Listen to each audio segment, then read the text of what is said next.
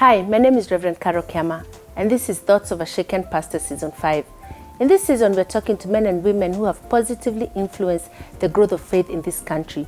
And so it is my extreme pleasure to introduce a friend, a sister, a mentor, Mrs. Grace Ojiambo. Welcome.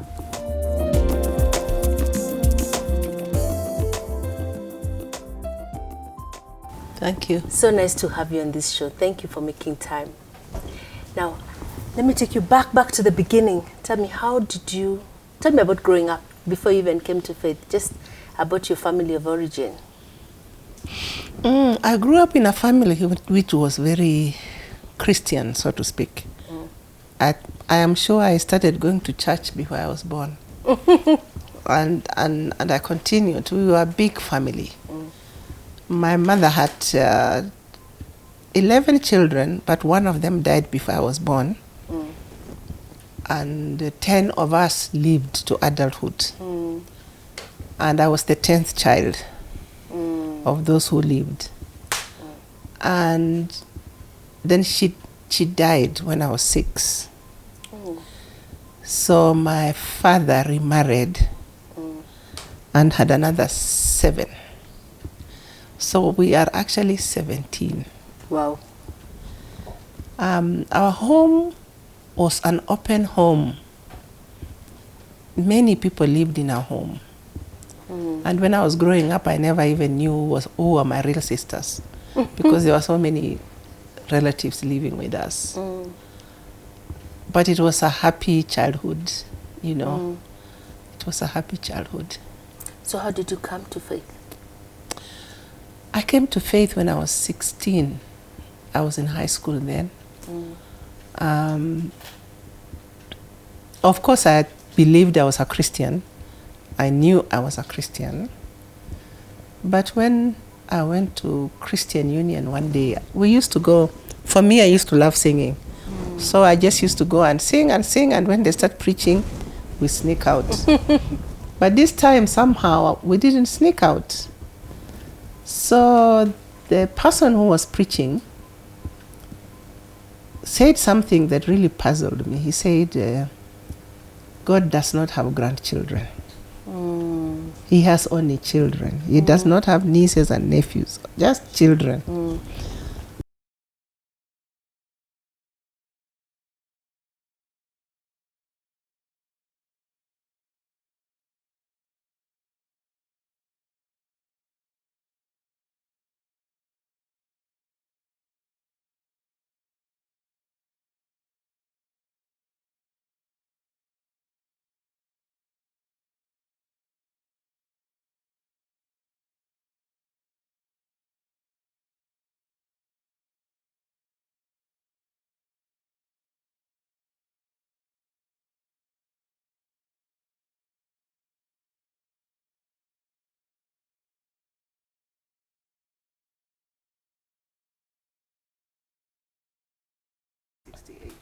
So you went through high school, you navigated high school, went to college, still born again, active in faith.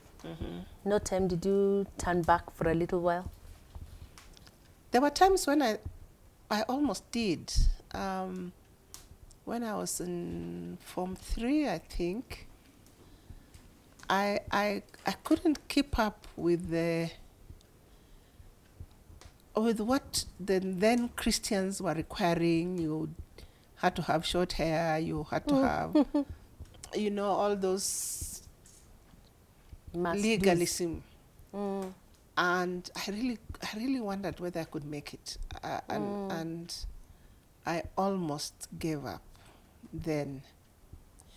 And then when I was in Form 6, again, I almost gave up for a different reason.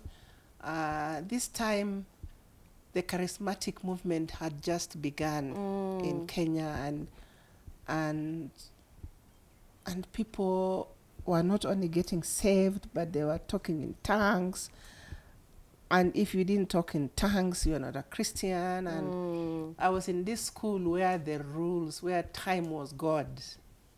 And the Christians were breaking the rules and going to means late. And I was the head girl. So I kind of felt like here, I'm not managing well. Mm. Mm. Yeah. Yeah. So I almost backslid then. And then the last time I thought really I should backslid was because of doctrine. Mm. I was attending this teaching. We used to call it Nairobi Institute of Bible. And yeah.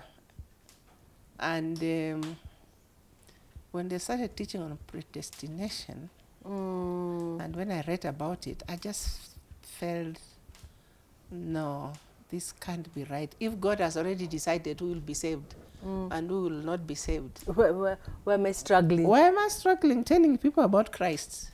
Those who will be saved, and so on. And anyway, do I even know whether I was predestined to be saved or not? That troubled me a lot. By that time I was married, so I used to come home and talk with my husband, and so that one I almost really left the faith. But I didn't. So how did you resolve it? I'm just interested to know, because I also struggled a lot with predestination and free will. Finally, I just decided if God is God, is God. He does what he does. He knows what is best. And who am I to question him? So finally, it was a surrender. I couldn't fight him anymore. So I just said it. If God is God, he's God. Yeah. Yeah.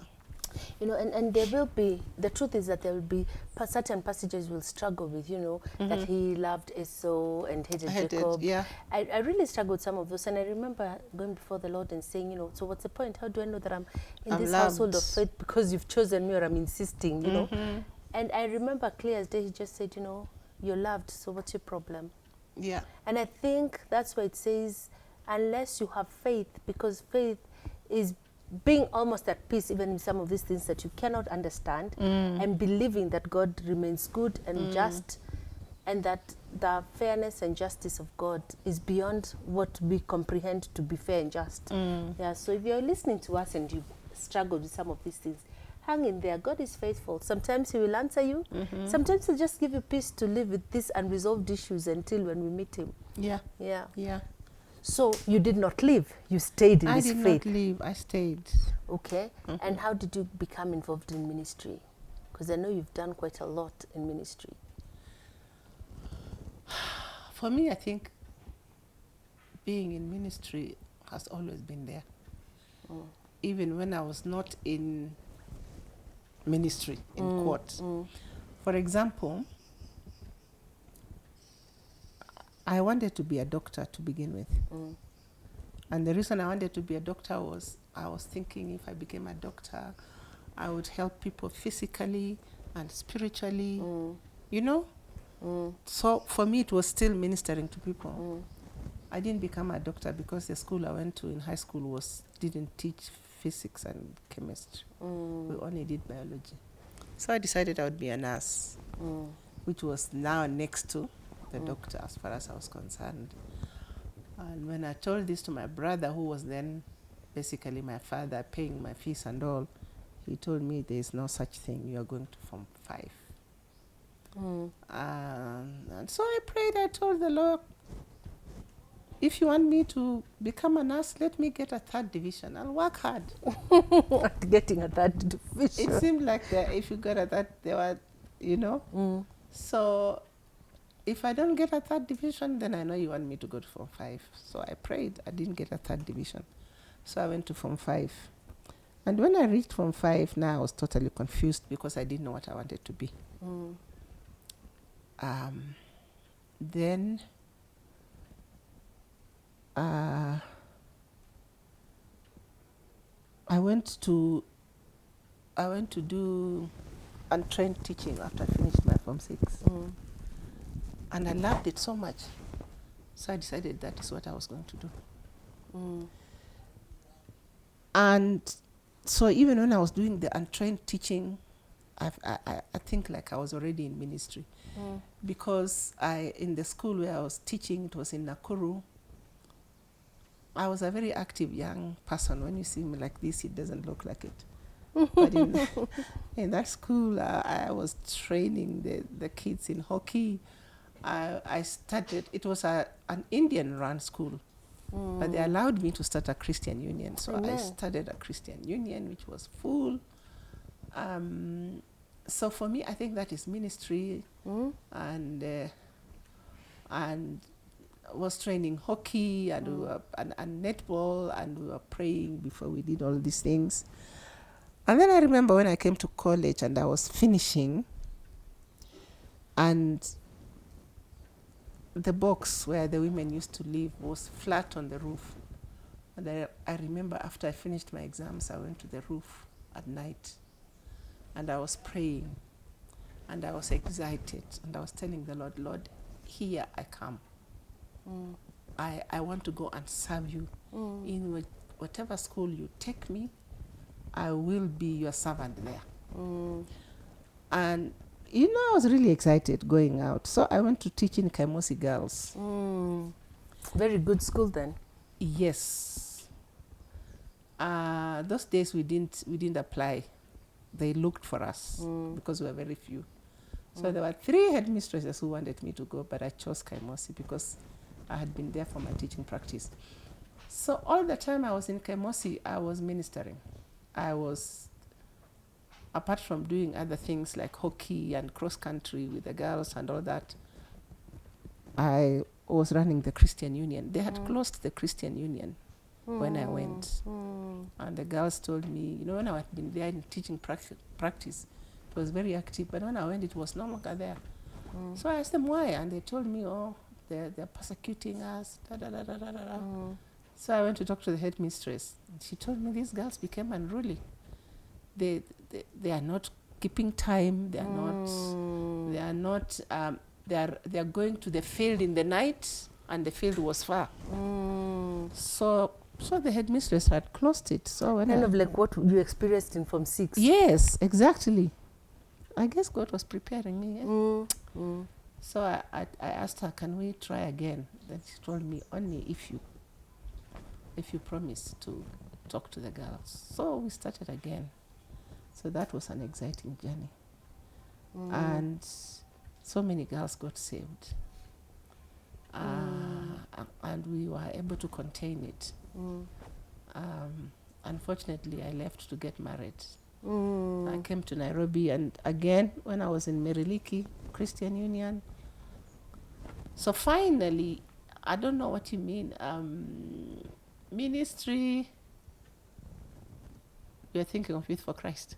I was thinking of Youth for Christ, but it's very interesting to note that all along God had kind of always prepared your heart to minister to young people. Yes, wherever I was in whatever school, even in Starehe Boys, when I later on went there, I still just did the same. Oh, I didn't know that you even taught at Starehe Boys. Yes, I did. So interesting. I did. What was the subjects that you were teaching, by the way? History and Christian religious. Studies. Yes. But eventually I dropped history. I just concentrated on Christian religious education. That is so interesting because my sister taught in Starehe for a long time and she was a history and CRE teacher. Oh. That's quite something. Oh, who is your sister? She's called Anne Mshokimbai. She came many years later. Yeah. So with Youth for Christ, I taught for several years, and then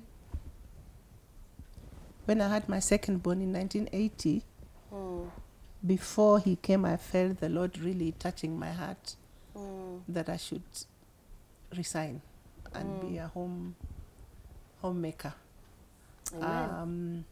I was teaching, like I've told you, Christian religious education. And those days we used to have paper 4, which was in A-levels, which was Christian ethics and moral issues. So one of the things we were looking at is the family.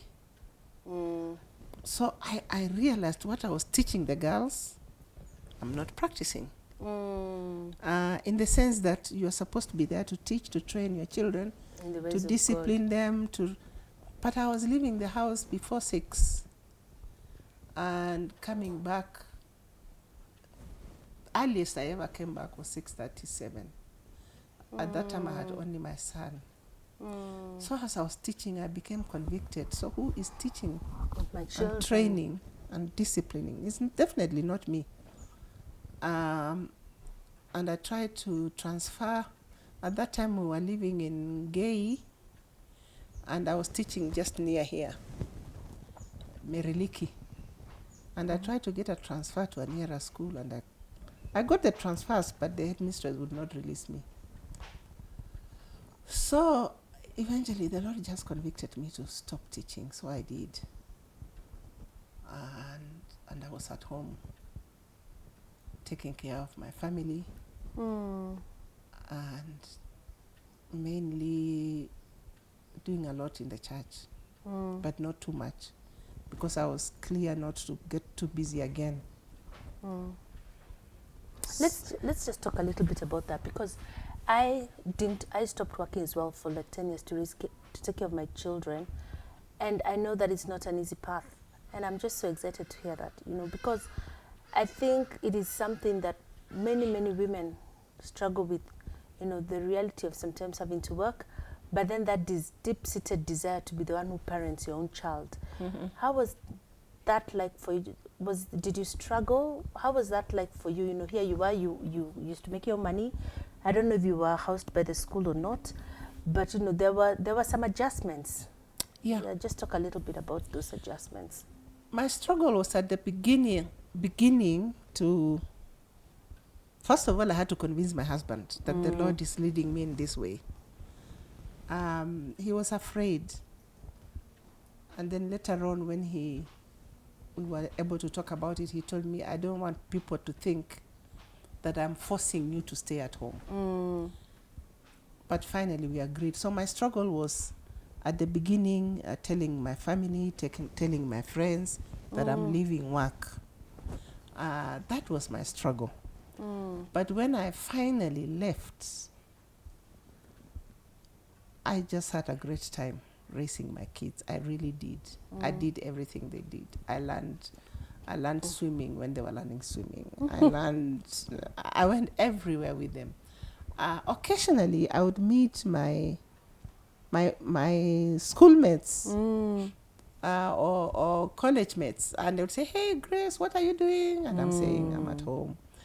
So what are you doing at home? I'm just at home.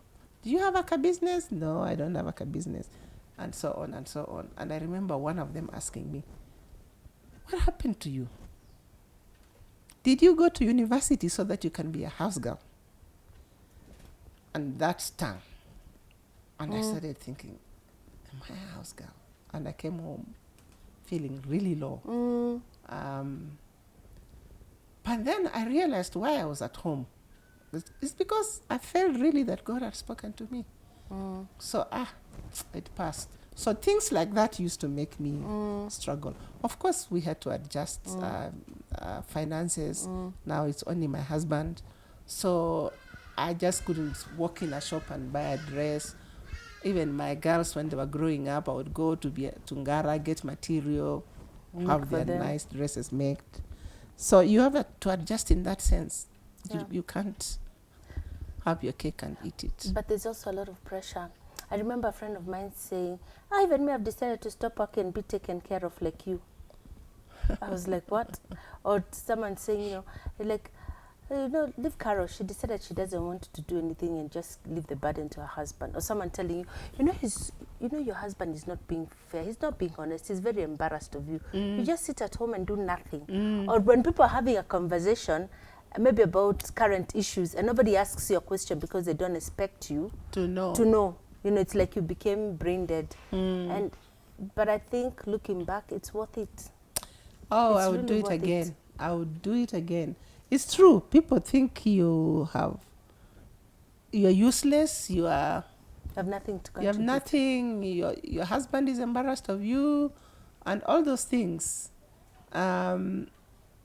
Even your children will not want to introduce you to their friends because you're just at home like a house help. I went through all that, and it would sting while people are saying it. But when I would come home and sit and think, why did I do it? And then I say, it was the Lord who let me do it. That for me would say. Anyway, so I was at home for 14 years, and I really loved it. I really loved.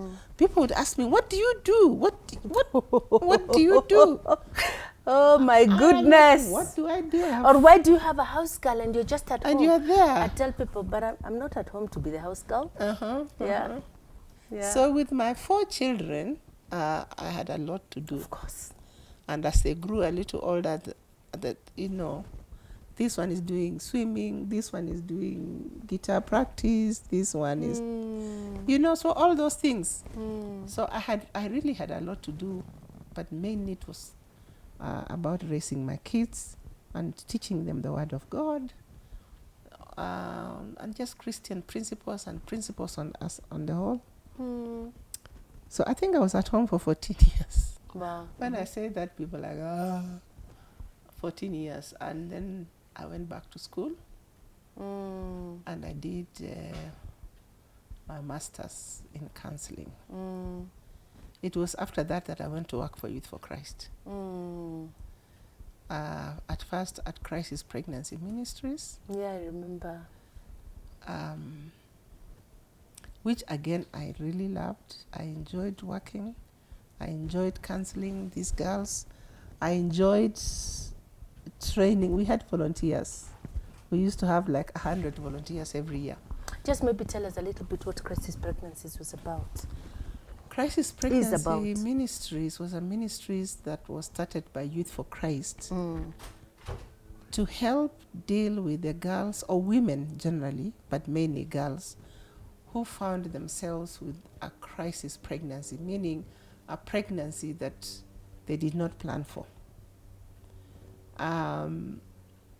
The idea was to try and work with these girls so that they know that somebody still cares, somebody still loves them, and so that they don't just rush to have an abortion. And so that was an exciting time for me to be able to help these girls, because usually when a young girl gets pregnant, she feels very rejected. Yeah. She feels very alone. Usually the man responsible will not want to know. And usually they are called names. How do I know that is my child? You know. And so they need reassurance that God still loves them. And that having a child is not the last thing. It's not the worst thing that can happen to you. And then, of course, AIDS came, HIV. So that became also something we needed to help with the girls or the young people. And then also we realized that we can't just sit there and wait for them to get pregnant and come. So we decided to be proactive and go to schools and talk to young people about their sexuality, about purity, about getting pregnant and so on.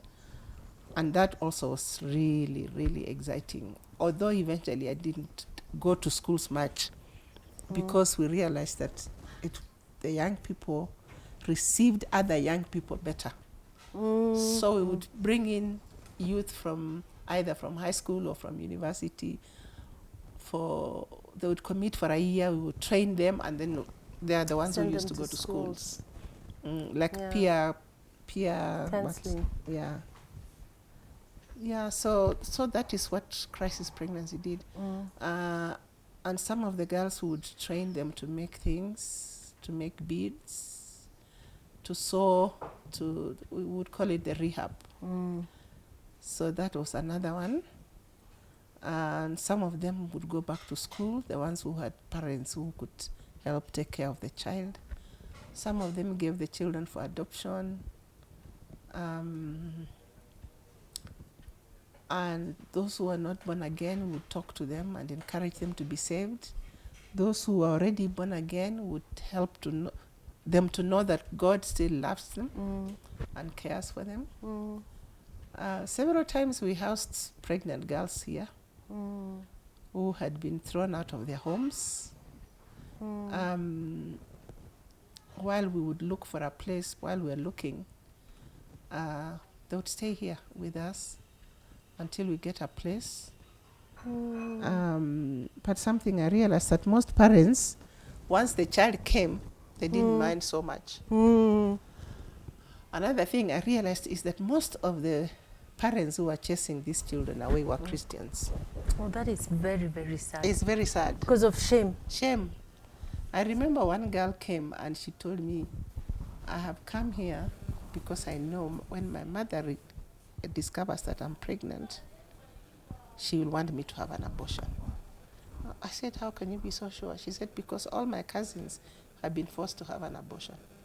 And I'm a Christian, I don't want to have an abortion. She was in a Bible school. Oh dear. So the mother, when she was graduating, luckily the Bible school didn't throw her out. They let her graduate. So when she was graduating, when the mother went for graduation, she realized she was pregnant.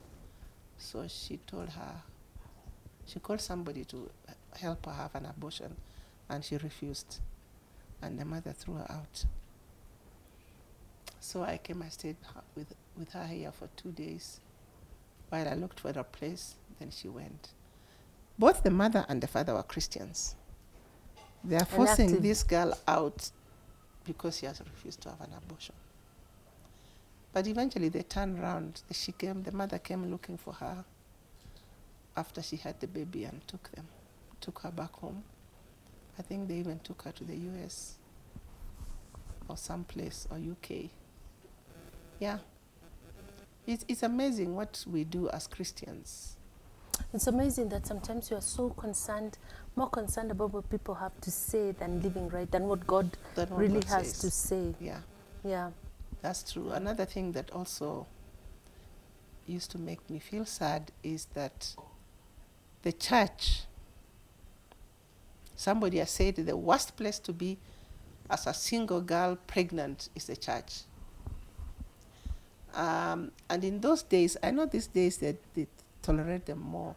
In those days, first of all, if you got pregnant, nobody wanted to touch you. Secondly, most churches have, as part of their, I don't know what to call it, if you're working there and you get pregnant, you're fired. You're fired. And so the girls who are working for the church had better have an abortion than be fired.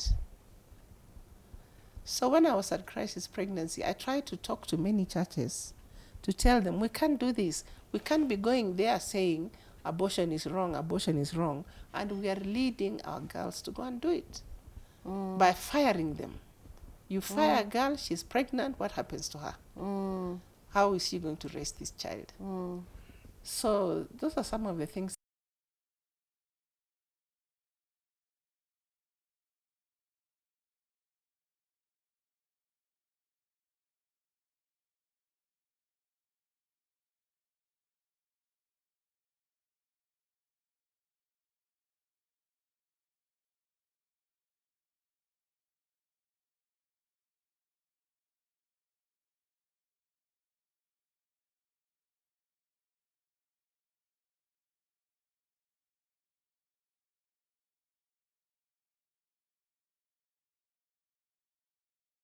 It is true that there are also some churches who anything goes because the grace is sufficient. Yeah, grace is sufficient. But I believe there's a way that we can still hate and speak against sin, but love people. Yeah.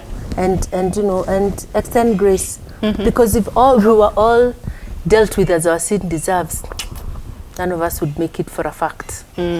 So tell me now about. So you did crisis pregnancies. And you did all this work, and then eventually you started heading YFC Kenya. So after I'd been in crisis pregnancy for about 10 years, I was asked to lead the Youth for Christ.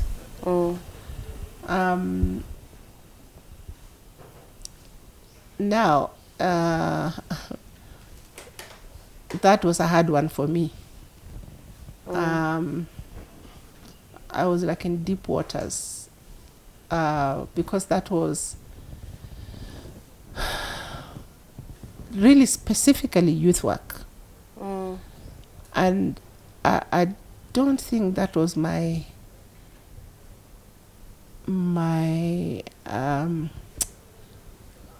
passion at that time. Because I'm a teacher, yes, but I was at heart a counselor. But then I realized once I accepted and went there, like crisis pregnancy also, I realized you're doing more of administration than the actual work. So anyway, I accepted to lead the Youth for Christ. I think it was at its lowest ebb when they asked me. The national director and then had left. Most of the staff had gone. There were only remaining 2 guys. So what was helpful for me is that I came in with my crisis pregnancy crew. And so we went to work. Because I was still, the crisis pregnancy was still under Youth for Christ. So we were still doing all the crisis pregnancy ministry, plus now the Youth for Christ ministry. And at that time, Youth for Christ had been more known for the music, yes, and the concerts, yes, and the singing teams. Yes. And so the ex-candidate program, I think.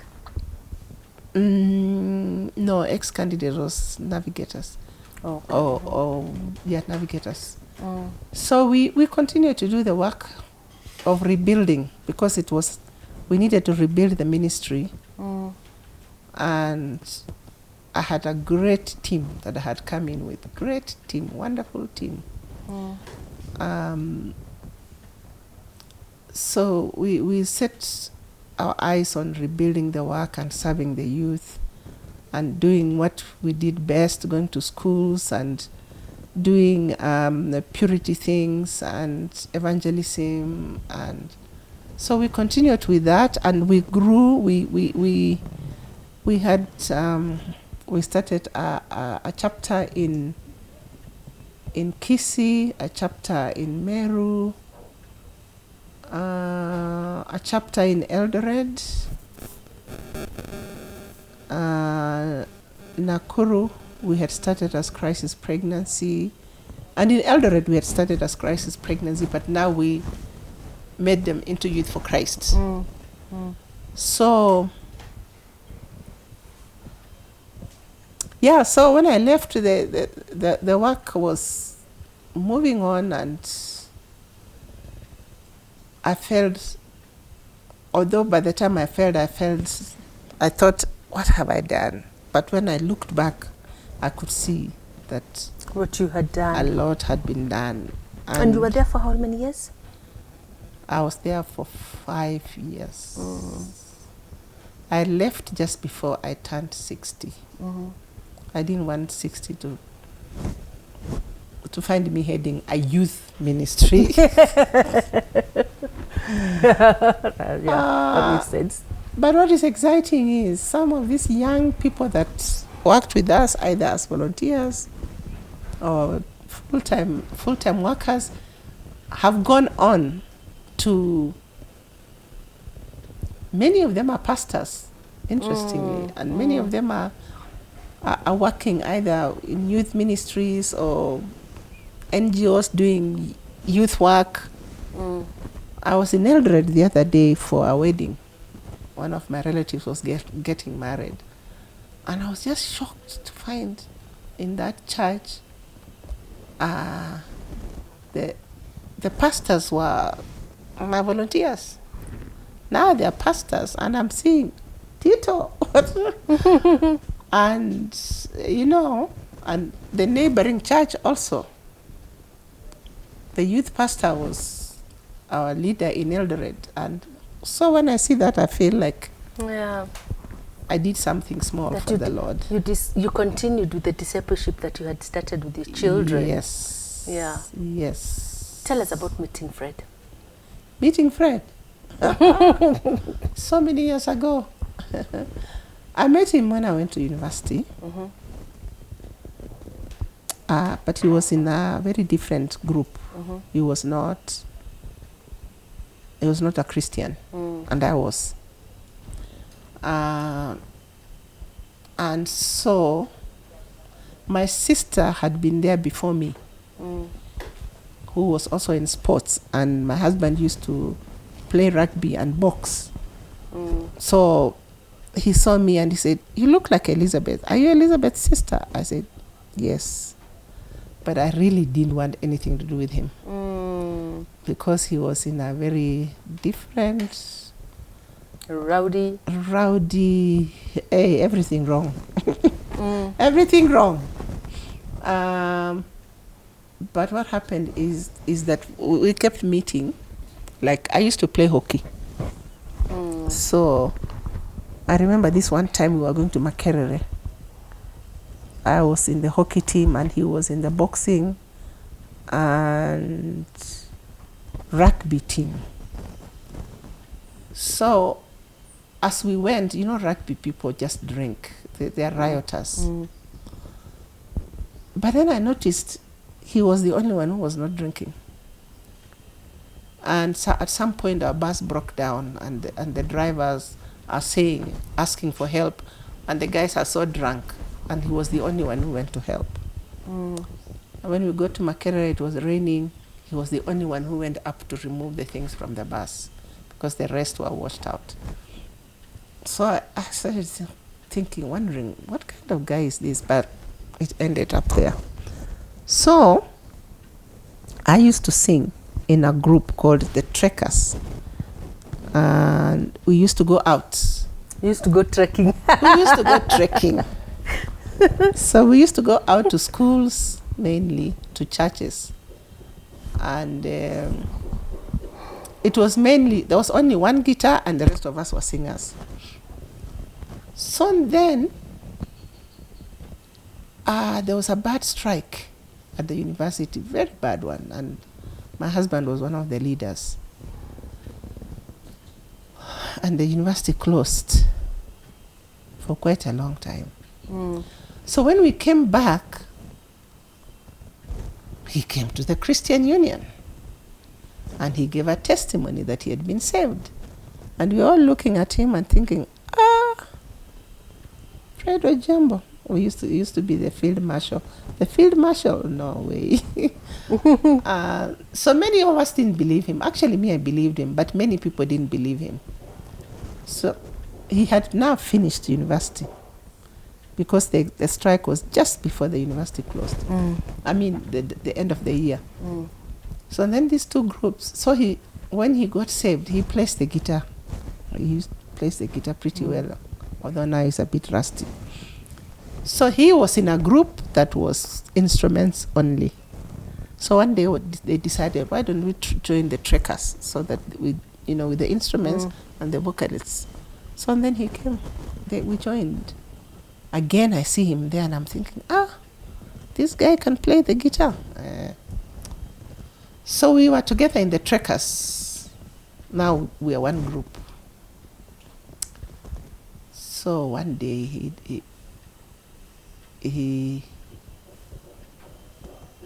one day we went for tea. Trekkers, we were that group, we were very free with each other. We used to go out for tea. Sometimes we used to go to Intercontinental and just buy ice cream and share it out and sit there the whole evening, just having fun. So he took me for tea and then he declared, and then he declared his love for me. And he said, I would like to marry you. And I'm like, what? I was completely lost. Of course, I also loved him. I had loved him for a long time secretly. You had been watching him and liking a brother. Yes, but I just thought, Appa, how can you take me out the first time and you want to marry me? So I literally ran. I literally ran away from him. I literally ran away from him. We would go and practice and finish, and I would take off very quickly. Why? Before And he you talks already to loved me. him. I You thought he was enjoying you? No, there were just too many things. There were just too many. How do I know he has changed? How do I know any of these things? True. So I literally, I didn't answer that question. And then one day, X-Files now. One day we were coming from the coffee house. Coffee house is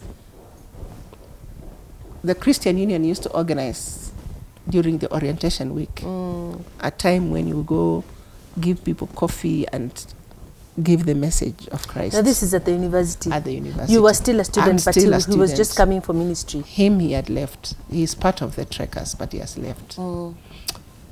So after the coffee house, he offered to walk me to the box. Reluctantly, I agreed. As we were walking to the box, a police vehicle comes, picks us, throws us in, and takes us to the police station. For loitering. Those are the days they used to put people in for loitering. We weren't even loitering. It was, it was within that road that goes through the university. Yeah. Anyway, so they took us. We slept at Kilelesho police station. I cried the whole night. The following day was a Sunday. So we were released in the morning. And we had to walk because we had nothing. We walked back to the box. And so we got talking. So he asked me why I was avoiding him. Blah, blah, blah, blah, blah. Later on, I realized the Lord had that.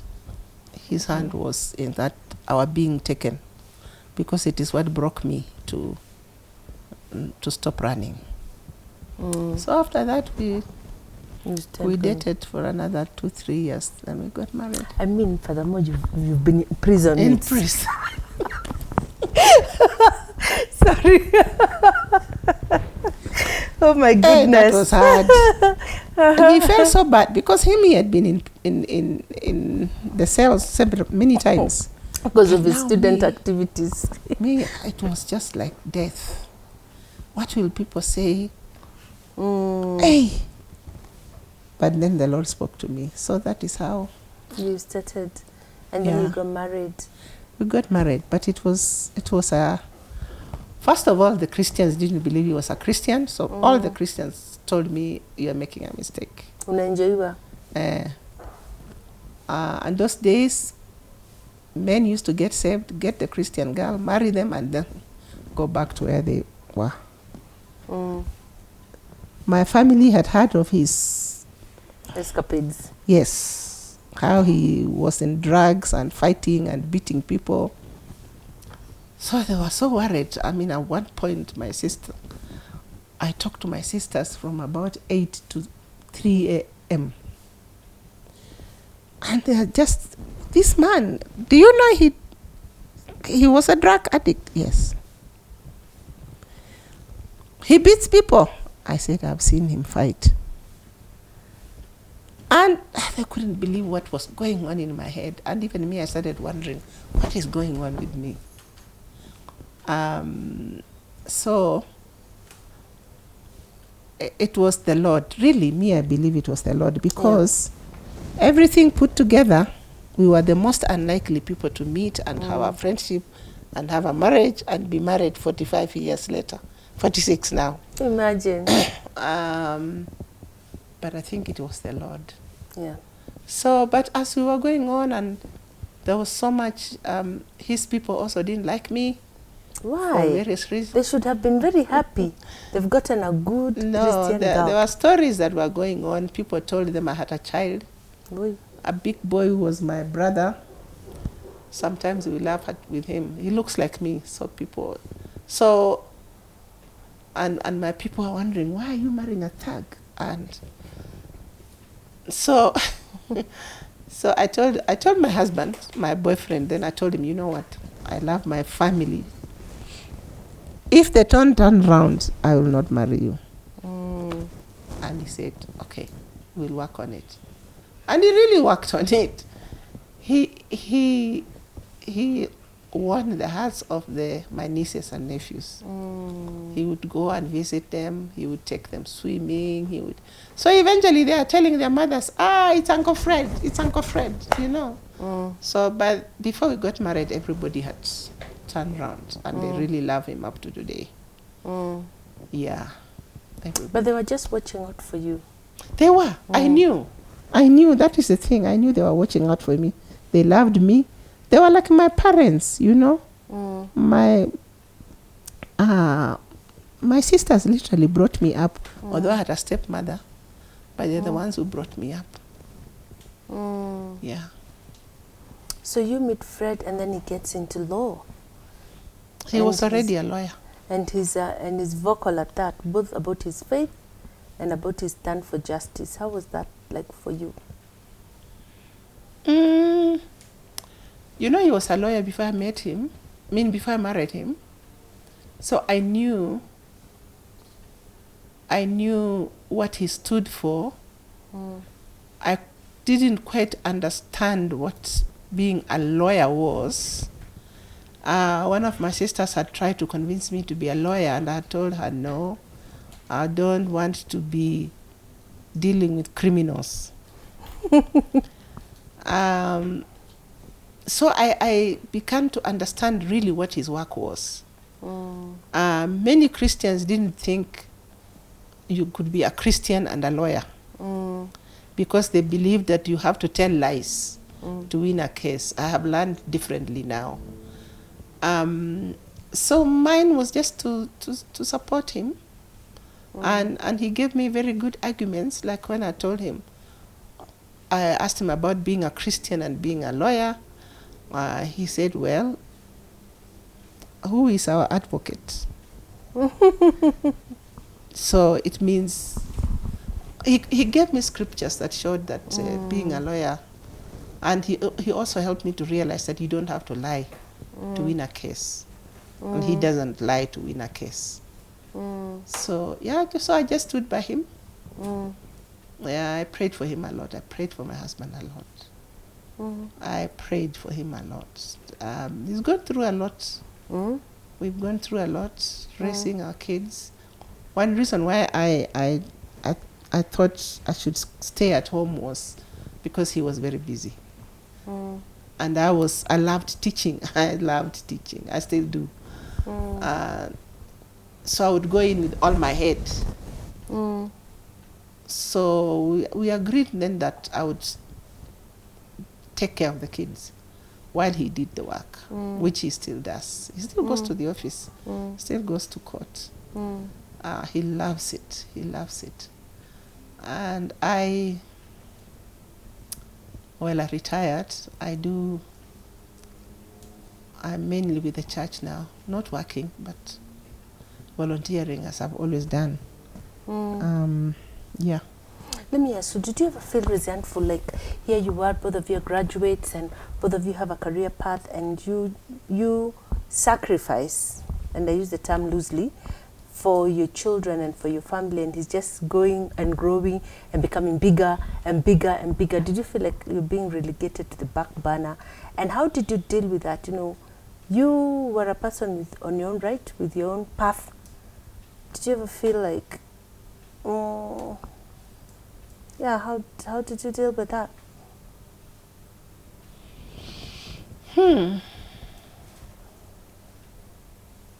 I guess for me, I had a dream to have a home and to raise a family, a godly family. And being at home, I felt like that dream was being fulfilled. Yeah. And so at that time, I did not feel resentful because I was just so busy fulfilling the dream that I had, bringing up my kids and having a home that Osa home that the children would come to and feel good, and my husband would come home and feel good, and whoever came here would feel good. So I didn't. But you know, it is later on in life that I started wondering.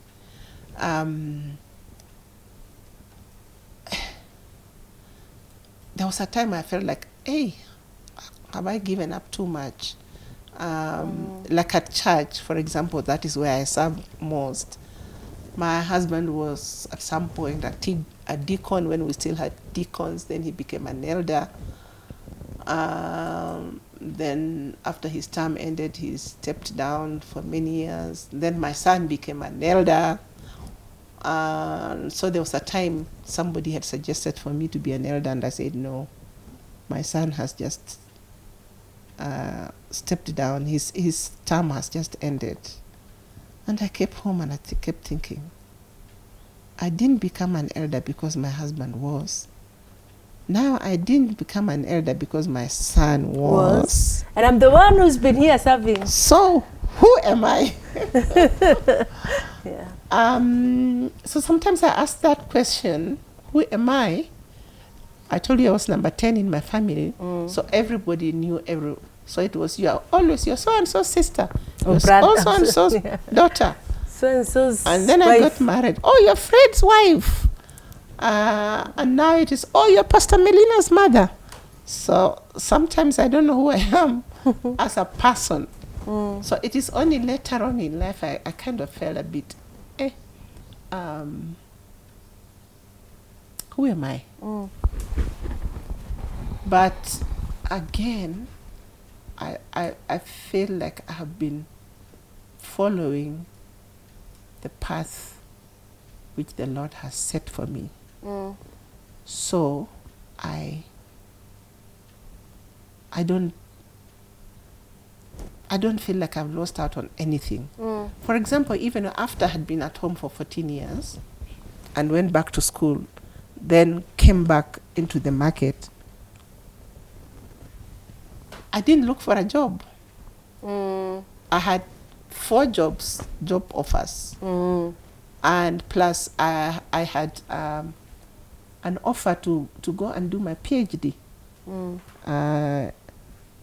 NIST, Nairobi International School of Theology, then was offering to sponsor me to go and do my PhD. And it was a good deal because I would only go for 6 weeks and then the rest I was doing it here. But when I came and talked to my children, they were like, we did not see much of you when you're doing your master's, blah, blah, blah. So I decided to wait. So for me, I feel like I've been following where God was saying. Of course, not faithfully, but... And I think that's really important because sometimes they're kings and they're kingmakers. And it's when you have been, or the world makes you feel, or sometimes you feel like you've been in a supportive role, you can start wondering, what can I attribute as my contribution, you know? But I think it's really, really important, like what you've said, that at the end of the day, it's about walking the path that the Lord has set before you and doing it diligently. So what would you tell a younger woman or a younger man who's watching and maybe they're struggling because they're feeling, you know, I once had a conversation with my friend and she was telling me, we were in campus together and then this guy becomes this hotshot and now he thinks he's all that and I'm just, you know, and I'm just here and I feel like, and I could tell she was feeling like, you think I have nothing to contribute because I don't have the title to my name, but I've stuck here, I've taken care of the kids, I've taken care of the house, I've supported a business. You know, how would you encourage a person who their path is not public, yeah? But it's a path nonetheless. And it's fruitful nonetheless, even when the fruits are not obvious. Yeah, speak to that person. For me, what made it easier, I guess, and I say easier, not easy, is because I was sure that the Lord called me to stop working. Yeah. And back to school and so on. And so the person I should be fighting with is the Lord. Why did you ask me to stop working? But then I enjoyed being with my children so much. So that is one. Secondly, I am married to a really nice guy. He has never made me feel like you're at home and I'm doing all the work. So that really has helped because we are partners. And right from the beginning, my husband made me know that there are no things that are his and mine. All are ours. And so we've been in it together. We are partners. We do things together. He didn't make me feel like I was useless. And even when I wanted to go and do my master's, and I just told him, he said, yeah, go right on. My husband doesn't have a master's. He let me go and do a master's. When they were offering for me to go and do a PhD, I asked him first, and he said, yeah, if he agreed. He never felt, he was not threatened by my growth educationally. So he has not, it's not in him to oppress or suppress me. And of late, I have not been, my health has really taken turns the last 3-4 years. And my husband has taken care of me, has supported me, and so on. He's not made me feel like because now I'm not able to do many things. My eyes, just now, this eye was going, I can't drive. I have not been able to drive for like 3 years. And I have arthritis. I don't know that you noticed how I was walking coming here. I actually have a support, but when I'm in the house, I don't use it. He hasn't made me feel like I'm useless. Sometimes I feel like I'm useless myself, me. And when he realizes that is happening, he really, in a way, he blows me up and brings me back to my senses to know that God still loves me and he still loves me. And I'm still the person that he married. He keeps telling me that. And I keep telling him, you're not, I'm not. He says, you are. So my husband has really been very supportive. My children, I have wonderful kids. I know as Africans, we're not supposed to boast about our children. Yeah. But I have wonderful children, very supportive, very... when I was operated in this eye 2 years ago, I couldn't see because this one was going blind, so I couldn't see to put the drops. My 2 girls did tons. This one would come and stay a week, and then go, another one would come and stay a week. So again, I have very good sons-in-laws. They allowed my daughters to come. Because I couldn't see, and because my husband was not here. You know, those drops is like you put them every hour, even like now I'm missing some. So I have support from, I have wonderful children, I have wonderful in-laws. My children's spouses. So God has blessed me. Yeah. I mean, maybe I could have had a career and not have such supportive family. Yeah. And you know, it's amazing because people know Grace on her own right beyond being Fred's wife. And that's why we're here, because we know Grace and her contribution in Christ's pregnancy and Youth for Christ and, you know, all the school teams that would go. Because Youth for Christ was big, particularly when I was in campus and in college. And so sometimes, you know, the enemy would want to come and speak discouragement, you know, and make us doubt our contribution. And we were just having that discussion before we began shooting, how sometimes you can feel like, you know, I don't ever think we'll reach a point where we feel we've done all that we could have done. But what are some of the things that you're proudest that the Lord allowed you to be part of? And I know you've mentioned particularly raising your children and the freedom to do that. Yeah.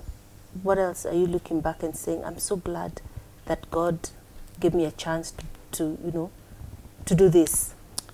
Okay, first of all, let me just talk a bit about what you said about the enemy sowing seeds of discouragement. That happens all the time. For me, if it isn't my health, it is what have you done? It is, look at, so and so, they are doing well. Look at the papers, you're seeing your age mates are doing this and that.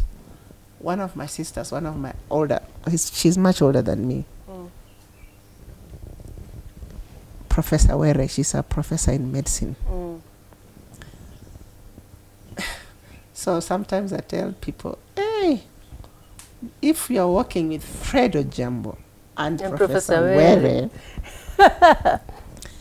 as you're meeting people are talking, oh, Dr. Ojiambo, how are you? Oh, Professor Were, how are you? And then Fred says, oh, this is my wife, Grace. Oh, hi, Grace. Oh, Dr. Ojiambo, as I was saying, Oh, so you feel really small. You can feel very small. But me, I laugh about it. Even when I'm there and that is happening in my heart, I'm laughing. I'm saying, wow, what am I and who am I? But I am, you asked what I'm grateful for. That the Lord has given me a chance to do, apart from my family. I'm grateful for, first of all, for the number of students that have gone through my hands. And I have seen some of them who are working with the Lord now. And some of them are mothers and grandmothers. And I have seen what the Lord has done through them. And I thank God for that. I have seen what the Lord has done in my extended family. And we are big. We meet every month and we are many and we are growing bigger because children still keep being born. What the Lord has done, when I got saved at first, I started praying for my family and I got tired and I asked the Lord, please just save one person in every nuclear family so they can take the burden. Now, almost everybody is saved. Amen. So I've seen the Lord do that. I've seen what the Lord has done in Youth for Christ, Crisis Pregnancy. Like I told you, the young people that I have seen who are out there serving the Lord seriously. And like these ones I met in Eldoret, they were telling me, oh, Mrs. OJ, they call me Mrs. OJ. Mrs. OJ, if it wasn't for you, Mrs. OJ. So I feel good. I feel good about the work I've done in church.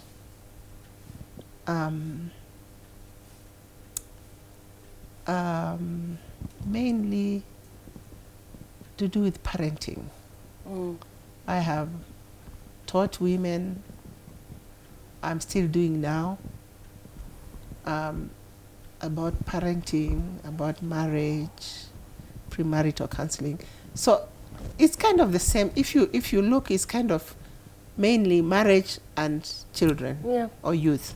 That is my passion. Those are my passions. And actually, that's what the Bible calls the older women to do. Yes. To teach. Yes. Now I'm a lot in discipleship.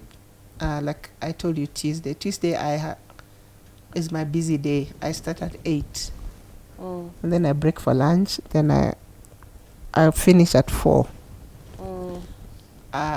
Discipling / mentoring.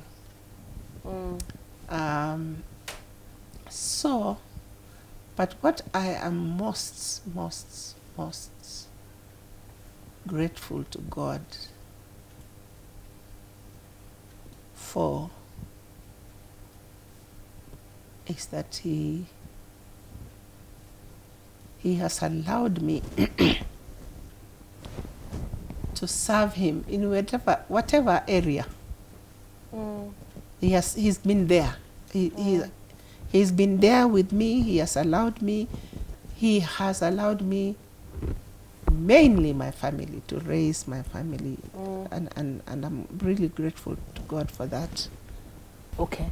And what would you do different? Looking back at your life, what are some of the things that you would do different? Do you have any regrets or something you wish you could have gotten to do that may be an opportunity that you passed? Anything?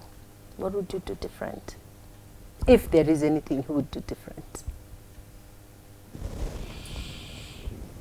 What I would do different?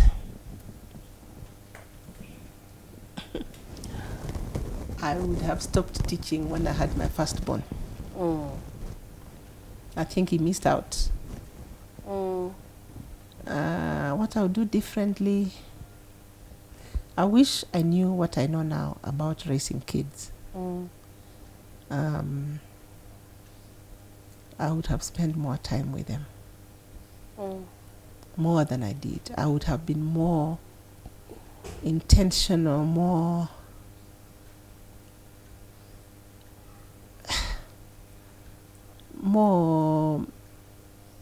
organized. I teach parents at church on raising kids, and I keep telling them, some of these things I'm teaching you, I didn't know when I was raising up my kids. So I wish I knew what I know now. I think I would have been a better parent.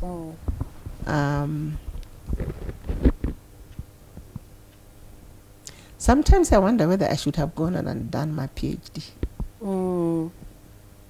It's not a regret, I wish I did it, but sometimes I do wonder, should I just have gone on and now I would be doctor. Hi doctor, hi professor. Yeah, you got it. Well, that's a lot of investment for just the title, I tell you. Wow. Sometimes I wonder whether I could have done it. If I had done anything differently. I don't know. I can't think of anything. Maybe just your firstborn. Mainly my firstborn. I could, even the others, I wish I see. I learned new things, and then I'm thinking, my goodness, I didn't know this when my kids were growing. But at least I tell the others, I tell the mothers and fathers. And you tell them for your grandkids? Yes. And by the way, I am trying to input also in my grandchildren. My eldest is 11 now. Is 11 going to 30. She thinks she's old. And she's my friend. So I'd also try to influence them there. I'm trying to think what I could have done differently. Let me ask you, what is some of this new knowledge? Maybe someone is watching and they're wondering, what is this that you precisely that you now know that you've wished you knew then? One of them is my daughter, my son, my second son, lives in Canada. I went visiting them about 3 years ago. And my daughter-in-law gave me a little book it's called Praying Circles Around Your Child. That little book is like, I wish I had this book. I keep reading it and highlighting almost the whole book. Is it gives you ideas on how to pray, how to pray scripture, how to have prayer mantras, how it's really raising your kids through prayer. So I wish I knew I would have prayed for my children differently. But I'm taking those ideas and using them now, even for myself. Yesterday I do discipling mentoring. I was mentoring this lady. I'm using that booklet to help her to pray for her children. And I was telling her, what are we doing? Having a theme you're praying into your child. and that theme is God-given. So you pray for God to give you something that you should be praying for your child. And you get a verse that goes with that theme. Again, God should be dropping it in your head. And then you pray for your child. So there you're doing several things. You're influencing this child, but you're influencing them from God's perspective. And you're praying this thing into them.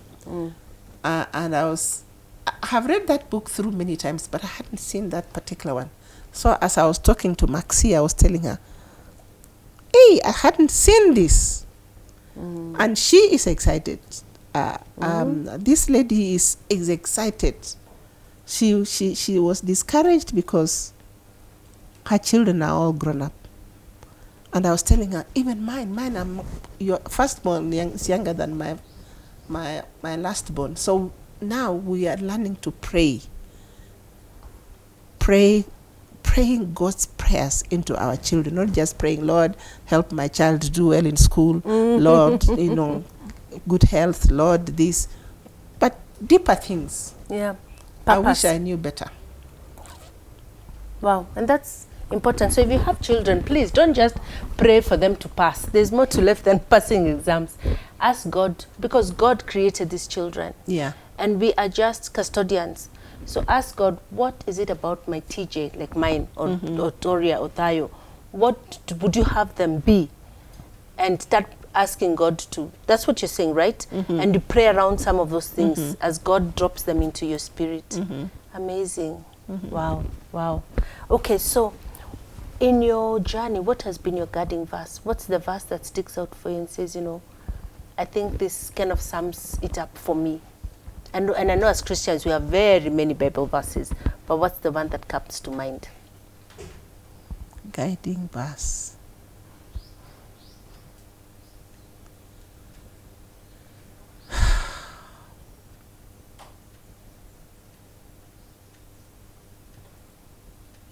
It's rather guiding verses.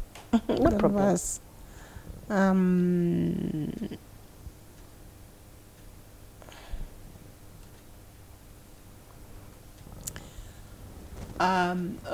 The common one. For I know the plans I have for you, says the Lord. That has been one of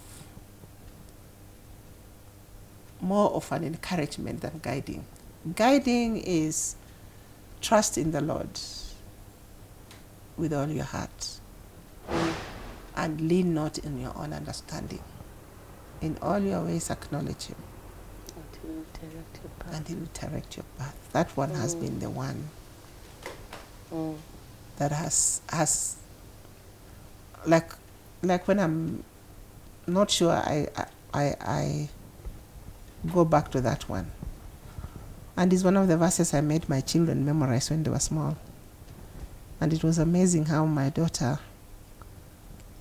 when my lastborn went to South Africa to study, and when she was doing her master's, her thesis, when she was finished and she was writing acknowledgements, her professor saw God in it, and he told her, you either have God or you have me. I do not want God in anything I'm doing. So she called us and she said, what do I do? He is asking me to remove God from the acknowledgements. And we were shocked, but we didn't tell her what to do. We told her, you know what, we will pray for you and God will show you the way. 2 days later, she called back. She said, God showed me. Mama, do you remember that verse we memorized? And she used that verse. God brought that verse back and said, in all your ways, acknowledge me. So she went and told the professor, I can remove God. It's been real bad. Yeah. And he said, okay, so remove me. And she did. So that has been my helpful verse oh, wow. in my life. Oh, wow. There are times life has not been easy for me throughout. You haven't asked me on that, but let me talk a bit about that. Yes, please. Because people might think, oh, Mrs. Ojiambo just has it easy. My trials have been mainly through in death, through people dying, people who are close to me. So like my mother died when I was 6. My father died when I was 35. Then my brother, who was like my father, also died. And people have been dying. But I think the worst time for me, and of course my grandchildren, the 3 that have died, that was painful. But I think the most painful one was 2012, I lost a sister. 2013, 6 months later, I lost another sister who I was taking care of here. 2014, I lost my mother, who had brought me up. Again, who I was really very involved in her care. But 2015, I lost a brother and a sister in the same week. Now that was devastating. That was like, it's like God left. My sister, we knew she was going because she had brain tumor that was growing inside. But my brother, my kid brother, who was like a son to me, that was hard. So that brother had been kind of sick and we didn't know what was wrong. Sent him to the hospital to do all tests. He died before the hospital started doing the tests on a Thursday, and my sister died on Sunday. Now it was like God had left. I went to a bad place and I did not know I had gone to a bad place until I was coming out. So of course, being a lawyer, people are talking, these children, this home, they have not done this and so on. And I realized I was in a bad place because I started thinking about it. What if they're right? What if what these people are saying are right?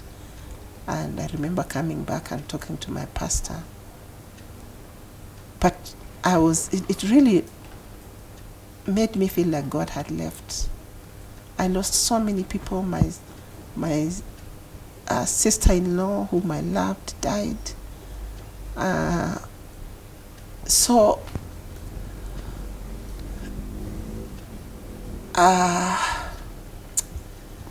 And many other people who have died who are close to me. My friends, my best friend at that time had died in the US.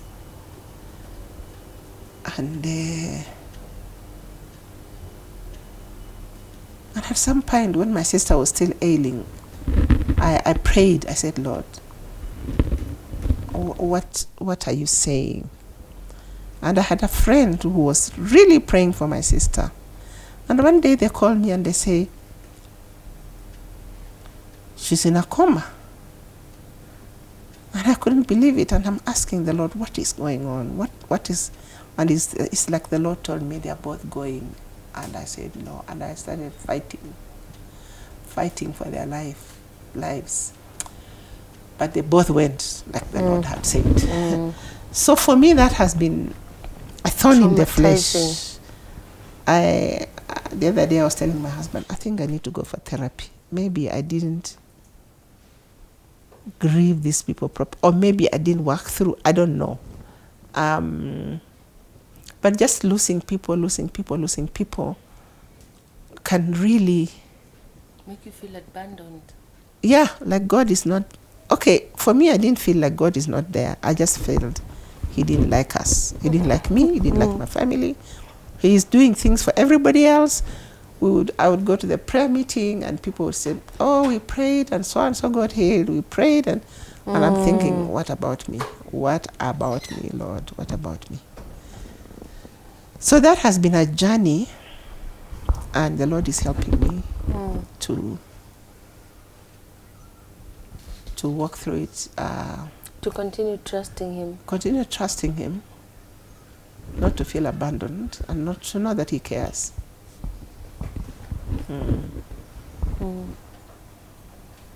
Wow. It's not easy to continue acknowledging and to continue trusting in difficult seasons. You know, the goodness of God when you feel like He's not. I remember there's one that is not good. Yeah, But you know, the circumstances do not look like it's very good. But you know, at the end of that, I was with my son. That is the first time I heard the song, "The Goodness of God." I had never heard it before. I think it had just come out. So I went to church with the family, and they were singing this song. And I remember I just sat there and wept throughout. I cried throughout that service, because suddenly I saw the goodness of the Lord. In the midst of all this. In the midst of all this. It's like my life went, I saw my life going in like in a video. From the time my mother died, from the time what happened, how the Lord has been with me throughout, my husband, my children, and here I am thinking He's not good to me. And I saw the goodness of the Lord. And in that song, and I just asked the Lord to forgive me. I really wept that day. Yeah. Oh wow. Oh wow. Oh wow. Because it's not easy. It's not easy. But I think God knows how to comfort when you really, really need the comfort. Just, I guess, knowing that He has a plan. He has a plan. I know I've been talking to a few of people that I know who've lost spouses, and they keep saying, you know, when someone comes and tells you, don't worry, God is in control. Some of all these platitudes that we say when we really don't know. You know, when we really don't know. But God has a way of just saying the right thing when you really need to hear. Yeah. Yeah. Yeah. So what is your legacy?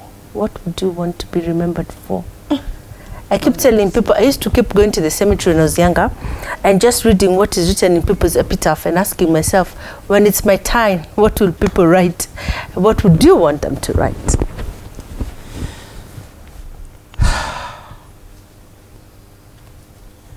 What I would want them to write is that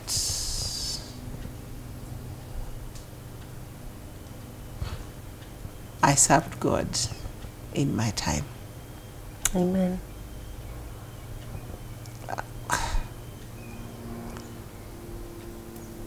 That I walked with Him. I walked with Him. Amen. Amen. Wow. So what's your parting shot? Talk to someone who's watching you now, and maybe what you feel in your spirit that you would want to tell them.